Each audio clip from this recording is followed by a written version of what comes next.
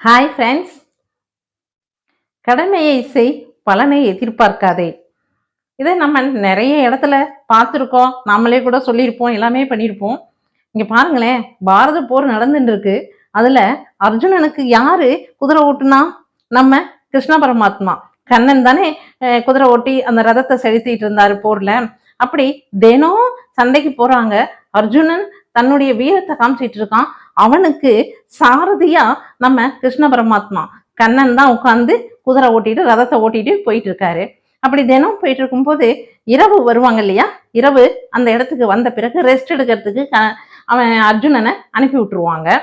இவன் கண்ணன் என்ன பண்ணுவாரு அப்படின்னு சொன்னா, அவரு அந்த ரதத்துல போட்டுனாங்க இல்லையா, அந்த குதிரைகள் 5ஓ 4ஓ அது தெரியல, அந்த குதிரைகளை கொண்டு போய் வெந்நீர் வச்சு நன்னா குளிப்பாட்டி விடுறது, பிடிச்சி விடுறது, நல்ல தீனி எல்லாம் நிறைய போட்டு அதுக்கு என்ன உணவு வேணுமோ அதெல்லாம் போட்டு உடம்ப பாதுகாக்கிறது, இப்படி எல்லாம் பண்ணிட்டே இருந்தாரு.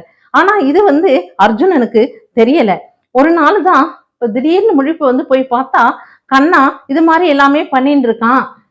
உடனே என்ன அவருக்கு மாமா தான். உடனே என்ன கண்ணா, நீங்க ரெஸ்ட் எடுக்கலையா?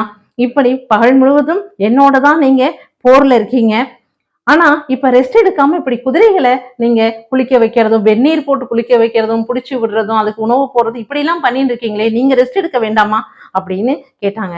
உடனே கண்ணன் சொன்னாரு, தம்பி அப்படி இல்லை அர்ஜுனா.